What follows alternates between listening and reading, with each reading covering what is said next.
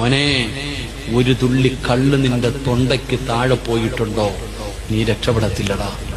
അള്ളാന്റെ റസൂല് തങ്ങൾ പറയുന്നുണ്ട്, നിങ്ങൾ ചിന്തിക്ക്.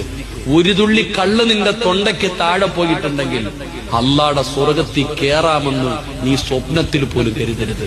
ആയിഷ ബീവി റളിയല്ലാഹു തആല നിവേദനം ചെയ്യുന്ന ഹദീസ്, കള്ളുകുടിയനോട് സലാം പറയാൻ പാടില്ല, കള്ളുകുടിയന് മക്കളെ കെട്ടിച്ചു കൊടുക്കാൻ പാടില്ല, കള്ളുകുടിയന് സാമ്പത്തിക സഹായം ചെയ്യാൻ പാടില്ല, കള്ളുകുടിയൻ രോഗമടിച്ചു കിടന്ന കാണാൻ പാടില്ല, അവന്റെ ജനാസയുടെ പുറകിൽ നടക്കാൻ പാടില്ല, അവന്റെ ജനാസയുടെ കൂടെ പോലും കിടക്കാൻ പാടില്ല.